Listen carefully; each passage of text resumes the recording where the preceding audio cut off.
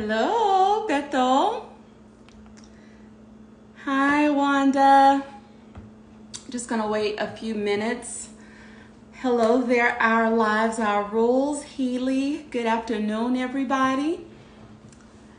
I am going to go here so we can begin our conversation for the afternoon.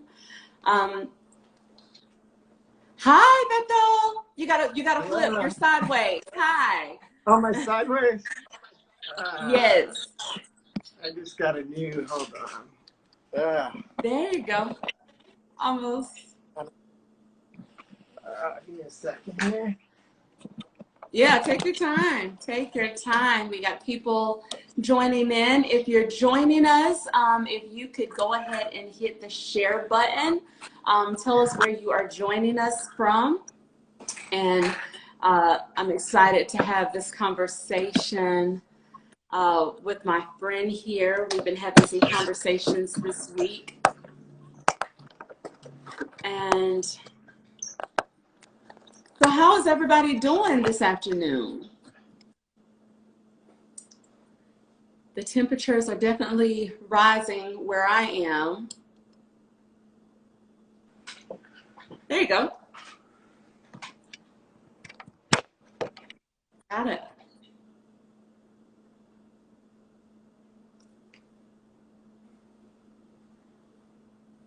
Okay. Hi, Healy. Thank you so much for being on. Blessed. Amen. I love hearing these beautiful affirmations from all of you. So while Beto is getting ready, hello. What we're going to be discussing today, I think he lost his connection, but he'll be back. So regarding the past few weeks that we have had, stressors are definitely at an all-time high. We're still in the midst of this great pandemic.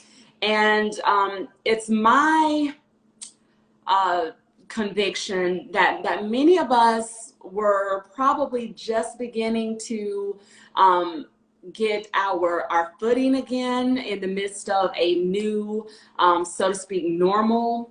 And then we have this unrest that just erupts as a result of what we all know to be the unimpeded systemic racism that has continued throughout the United States for far too long. Welcome back, Beto. Welcome back. Oh, I'm back on. And Beto and I was just kind of introducing what our topic of conversation is going to be today. Beto is a divinity coach. He goes by the Daily Divinity Coach here on Instagram. And we were just speaking in regards to how we as a community can begin changing the narrative and even more so than changing it, just initiating a narrative that is intended to bring about some healing, intended to bring about some sense of comfort, because we know the wounds are very deep, right? We know the wounds are deep. We know people all over the world are hurting. Generations of people are having been witness to this. Rodney King, this was the last time we've seen this type of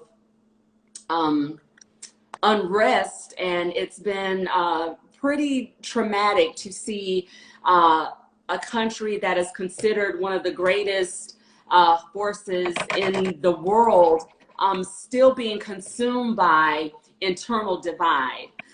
So Beto, if you could just begin talking about really quickly just some of what your practice and your beliefs would lend itself, and how it can be helpful to people as they're trying to figure out a way to heal, as they're trying to figure out a way to get on the other side. I know when we spoke the last time, we began as people of faith talking about the concept between just justice and then that divine justice. Can you just kind of lead us into where that thought process would lend itself well to our healing during this time.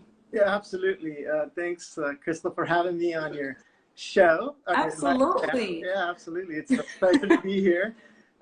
Yeah, so the last time we spoke, we talked a little bit about the Rodney King riots, the riots of or the protests and the demonstrations of the 1960s. And I would say this, compared to, because Carlos, my best friend, and I led a protest. We were in Northern California. We weren't in LA at the time, but during the time of the Rodney King beatings and the trial and whatnot. And from then until now, I can tell you it's a big difference because just the other night I was watching the ABC News and I actually heard a Republican senator, a white Republican senator talking about, well, he quoted Micah. He quoted the Hebrew Bible, the Old Testament, Micah, about how we need to end oppression. And he didn't just say oppression, but he said systemic oppression, racial injustice. Those are things we wouldn't have heard back in '92. So we've come from a white Republican senator, right? Can we get agreement on that? Exactly. Absolutely. Yeah, so, things have really changed. I mean, it's really, for somebody who, was around at that time to see what's going on now, it's dramatic. Not only that, but back in '92, the folk protesting were Mexicans and African Americans.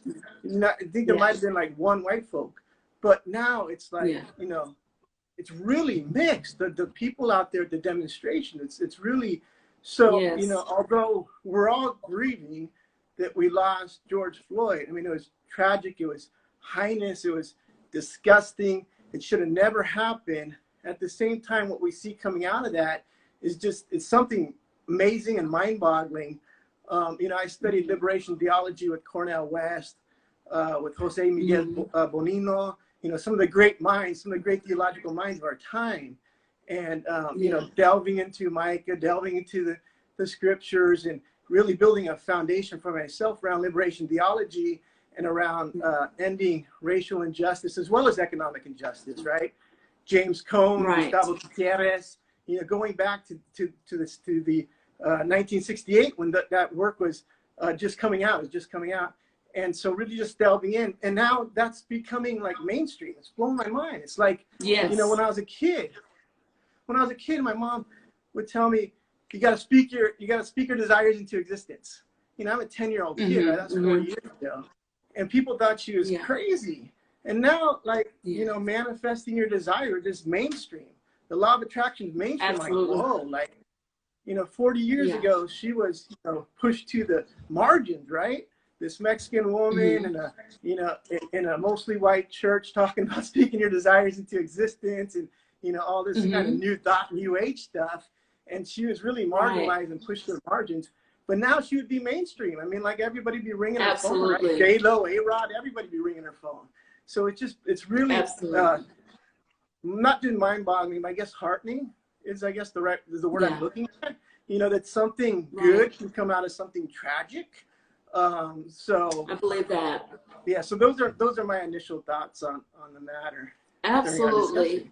And I love that you bring up the fact that the fight, the collective thought process that we now are hearing these words like ending the oppression and systemic racism and systemic unfair policing of Black and brown people. Do you think that part of that is because of, as your mother would have been considered a new age person, and we're now learning to speak and be the change that we want to see? Do you believe that there has been a shift in consciousness with regards to social justice and the awareness of the oppression that really does exist? And how can this manifestation theology, if that is a terminology, I don't know if it is, but we can make it one.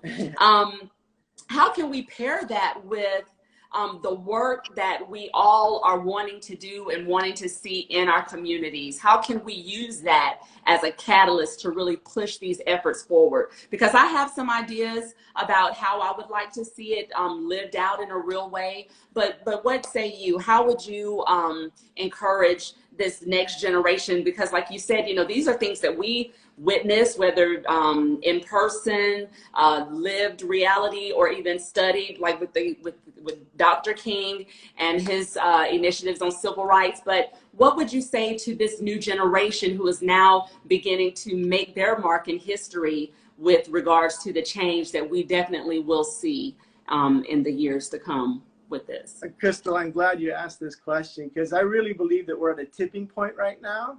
And what we need to do is keep the pressure on. We need to keep the pressure on. Just because they increased the charges on Chauvin from 3rd degree to 2nd degree murder, that's not enough, because guess what? He hasn't been convicted yet, right? Just because they charged the other 3 officers and they're sitting in jail right now, that's not enough, because they haven't been convicted yet. Remember, they brought charges in the beatings of Rodney King, but they got off. And that's why LA burned, because they got off. So what the young people, especially the ones who are, you know, just experiencing this now, like this is their first protest, this is their first demonstration, their first vigil, they got to understand that pressure needs to be kept on. And honestly, I mean, I was reading one of the doctors was talking about the COVID-19, and she said that the bigger health concern now is not COVID-19, but racial injustice. I mean, just a week ago, everybody, right? All the doctors were telling us stay in and mask up, and 6 feet of social distance. She's saying, yeah, obviously we want to practice those things, but not at the sake of losing this fight to end racial injustice. Oh goodness, that's a perfect segue, because you and I spoke the other day, and I was sharing with you where I was kind of feeling challenged in where, you know, my attention lie, right? And even just like you said, just last week, the entire world, our focus was on, you know, world health. You know, what do we do to flatten the curve of, you know, coronavirus? And so now this is our most pertinent threat. This is our most realized threat.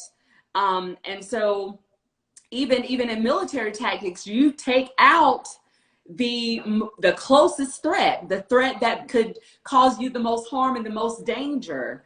And it is, to me, so apparent that this has to be at the cusp of all of our attention right now. I think this not to isolate George Floyd, but the entire illumination of what has been going on with systemic racism and unfair policing, and just even police brutality. It is worthy of our attention.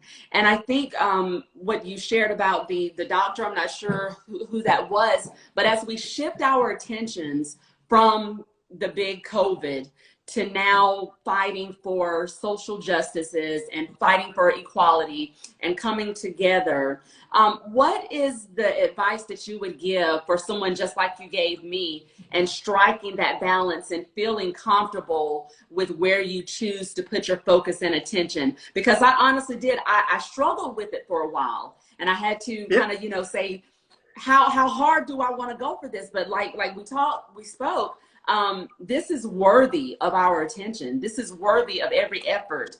I think you even shared something about spreading your time from studies to more activism, but can you share a little bit about that with us? Absolutely. So Crystal, when we spoke, if you recall, we talked about the divine. The divine is health. The divine is not COVID-19. The divine lives within us, which means we're health. We're not plague. That's the opposite of health. So we're health. So I really believe that as we get rid of the fear and go out and do what we need to do to keep the pressure on so that we can get these convictions, these righteous convictions, that the COVID, look, it's been a couple of weeks now. People have been protesting en masse, and we haven't seen a huge spike. Why not? Because fear was thrown off. Fear was thrown off. People stopped thinking about COVID-19. It came out of the heart, out of the mind, and just went away. And so I'm not saying it's not real, right? There's reality, but there's also truth. And the truth is we're health. We're created in the image of the divine, and we're health. We're not COVID-19. We're That's not. right. So if I have any advice, it's get rid of the fear. We're in a historical moment right now, but we cannot let up. We got to keep the pressure on. We got to get those convictions. And my hat's off to those in the front line. You know, I remember back in '92, you know, with Carlos, we're on the front line. They're on the front line. Some, unfortunately, they're, you know, they're taking batons to the head and to the body. I mean, I've been watching the videos. They're horrid, absolutely horrid. That, you know, our own law enforcement that's supposed to be out to protect us is not. Wow, they're out to protect scarce resources. They're not out to protect abundance for all, right? Which is what the divine is. The divine is the abundance for all. They're out to protect scarce resources. I mean, it's a total different ballgame that they're playing than you and I, Crystal, are playing. I totally agree with that. When you bring up the divine, and I think this is a great place to kind of summarize what today was to accomplish, right? Scripture says that God has not given us a spirit of fear. It's a very familiar passage of scripture, but a spirit of love, power, and a sound mind. And one thing that really encourages me, it comforts me to see and to know, is when I see families coming together for this cause. And you see all generations, all ethnicities, different cultures, locked arm in arm, you can definitely see that love still wins. And I think, as you mentioned, we're created in the image of the divine, and we're to be guided by that love. I think it's also in Micah, where we are to love mercy, but we're to do justly. So it is our desire that we will see everyone come together and live happily ever after. However, we know that God's justice, it's a righteous justice. And even people, as they are being ignited with this righteous indignation, I think it's a beautiful thing, because like you said, that love has cast out the fear of COVID, the fear of being shot down by the police because you're in a peaceful protest, being gassed by the police. And I think the takeaway is that lifts us all to a higher energy and a higher vibration. I was speaking with Raina Celeste last week. It lifts us all to this higher consciousness, that this dream that even Dr. King spoke about, that he had a dream that one day little black girls and little black boys and little white girls, that dream can still be realized. I do believe that. And I believe as we continue to come together and allow fear to be driven out, so will this hate, so will this oppression, so will the mere fact that we're the land of the free, but everybody is not experiencing the same freedoms. Before we close, when we spoke, we talked about how we as people who are created in the image of God, and how we can create a reality based upon our faith, like your mother said, speaking things into existence. How can we merge those two thought processes, whether you are a person of great faith and super spiritual and religious? How can we merge the spiritual with the practical in regards to shifting and having the dream realized that we all experience true justice and true freedom in this world? I'm glad you brought that up, Crystal. So I have these 3 bands that I give out to my followers. If you can see the first one, it says Manifest Justice. It's great, and I give them out in a set. They're meant to be worn in a set. As you see here, I got all 3 on. The second one reads Manifest Abundance. It's in blue, and the third one reads Manifest Immortality, and it's in black. And I give away the set, and anybody who lives in the U.S., the U.S. Post Office is obviously shipping to all U.S. destinations. So just go online. It's free. I ship them for free. I'm sponsoring it myself, and I'll get you out a set. But just to talk about justice now, when I talk about manifest justice, it's really layered. So one layer is this, what we're going through right now, which is the fight for racial injustice, which is also coupled with the fight for to end racial injustice, which is also coupled with the fight to end economic injustice. It's twofold, and we have 42 million people who've applied for jobless claims in the U.S. alone since the beginning of the shutdowns. So it's not just not just the fight to end racial injustice, but also to end economic injustice. So we got to make sure that we're working with those two things in mind. But the other layer to manifesting justice, right, is the immortality piece. The justice is the gateway to immortality. Right now, we have founders of Amazon and Google. They're pouring millions of dollars trying to find the secret to immortality. Guess what, Crystal? They won't. Because the secret to immortality is that the meek shall inherit the earth. The first shall be last, and the last shall be first. Yeah. You follow me? So that's that second layer. That's that second layer. That's the gateway to immortality. So as this plays out, which again, it's unbelievable that's happening at this time. It's a historic moment. But as this plays out, that humility is going to come out, and then all of a sudden you're going to see people who really want to look at things differently in a new light, a new thought, right? We're going to enter a new age. And then that's when we're going to start talking about the second layer of manifest abundance. So that first layer of manifest abundance is what you're seeing out in pop culture right now, right? Crystal, I'm going to speak a Porsche Cayenne into existence, right? I'm going to, that's, right? I want a new home. I'm going to speak a 3,500 square foot home into existence, right? It's this rugged individualism, right? This, American dream, manifest abundance, manifest the American dream. But that's that higher layer. That divine abundance is really about us as people globally living in harmony with one another and living in harmony with nature. And when that happens, that's when you achieve what they refer to in ancient texts as the peace that surpasseth all understanding. You're preaching, brother. You got the peace, right? The peace that surpasseth all understanding. Yeah. And then that's when you're able to manifest immortality. That's when you're able to manifest immortality. So let's talk about immortality. So there's two layers to immortality. The first layer is reversing aging. It's this idea to stall or reverse aging. And I'll give you an example. Prince. Prince, at one point in his life, the musical artist Prince said, I'm not going to celebrate birthdays anymore. 10 years later, he was in an interview, and you actually brought this up to me. He said in the interview, look at the pictures of me 10 years ago, look at photos of me now. I look the same. Why? Because I decided not to celebrate birthdays. He put it in his mind, right? It came out in his words and in his actions that he was no longer going to give into aging. And he did it. He typically looked the same 10 years later. So that's that, that's that primary, that layer. It's not the higher layer, but the primary layer is this idea of reversing aging. So practical tips. If you have a thought about, a lot of people say life is short, right?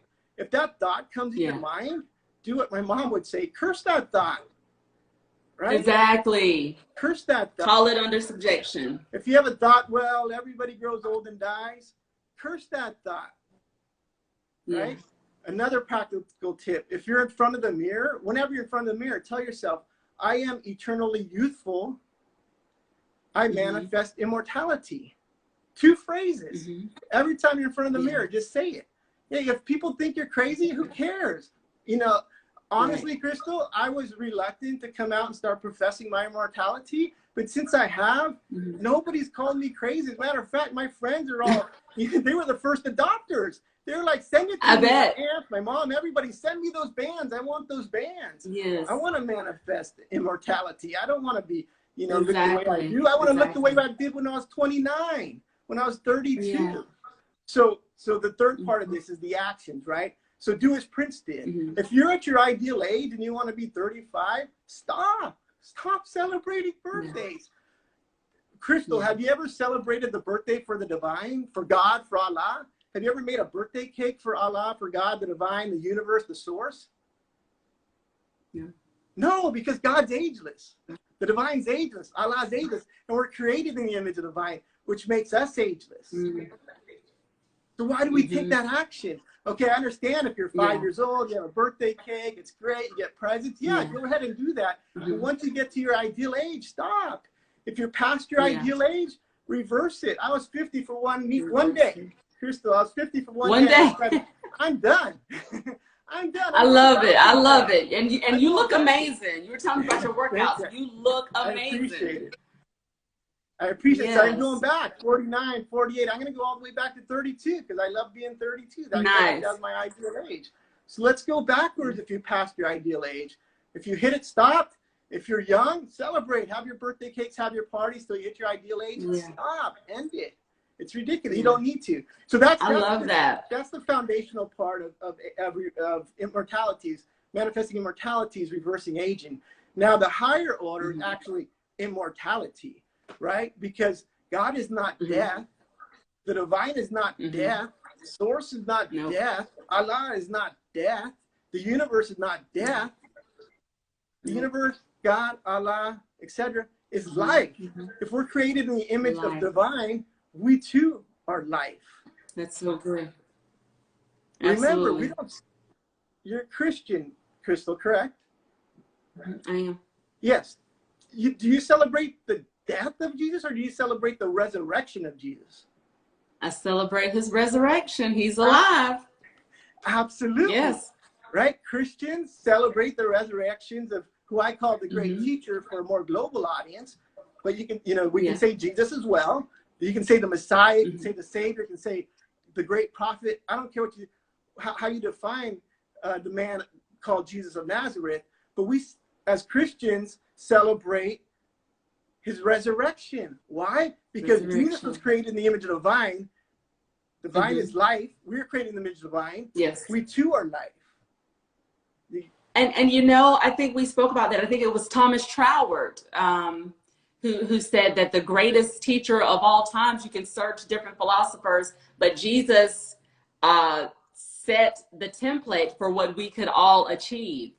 Absolutely. And not only that. And that was Thomas Troward. And he's one of my favorite spiritual thought writers. And he wrote about Jesus. He said, if you want to study and learn, he gave that props to the great teacher. So thank you. That was well, and don't forget what the great teacher, what Jesus, the Messiah, the great prophet, however you want to describe the man from Nazareth, what he said is, you, Crystal, will perform greater miracles than I did. Absolutely. We're talking about the man who was crucified and rose from the dead 3 years later, and you are going to perform greater miracles? I mean, and I believe that. Right? I believe that. I believe that. So if the great teacher rose from earth in his physical body and ascended to heaven alive in his physical body, and I can perform greater miracles, then there's no reason why I can't ascend to heaven physically in my body alive. I don't need to face death. He already conquered physical death. It's not necessary. Yes, he did. Yes, he did. I love it. I love it. I love it. I think it's so encouraging for people to begin to even look at their own lives that way. But if we have that power, imagine the power that we can translate that into what we're trying to change and what we're trying to do, right? With these different systems that are in place that we just really want to destroy and conquer. So Beto, thank you so much for joining me today. Can you share how people who are on, how they can connect with you to get the bracelets? Yeah, absolutely. I'll definitely be getting mine, but can you give them the instruction on how to reach out? Yes, absolutely. So if you follow me at Daily Divinity Coach on Instagram at Daily Divinity Coach, all you have to do is direct message me, send me your address, let me know you want the set of 3 bracelets, and I'll go ahead and send those out to you. And a point from earlier when I spoke about the doctor from Johns Hopkins University, her name's actually in my post today. So when you go follow me, look at today's post, and that's her name, and you can refer back to her on Google. I definitely will do that. Well, again, thank you so much for joining us. We will talk again soon. And I want to thank you all for joining with me this afternoon for Feel Good Fridays. I hope you learned something to encourage you and hopefully give you that extra encouragement and that nudge to go out into your communities and be the source of the change that you want to see. Be the catalyst, be that agitator to shake things up for the good, because just like Beto just said, we can do even greater things through Christ. He said that we could do it. So let's go out there and give it a go. Bye-bye. All right. Thank you. Thank Have you, a great Crystal. afternoon, everybody. Bye, Beto. Bye-bye. Thank you. Thank you. Okay, guys, so connect with Beto at Daily Divinity Coach on Instagram.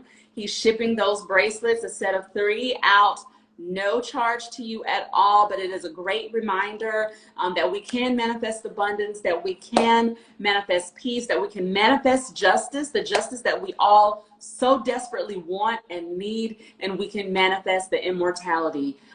That example that Jesus Christ left for us is real. So get those bracelets, have that great reminder of what we all can become and the place that we can exist on a day-to-day basis. Thank you so much for joining me on Feel Good Fridays, and I will see you next time.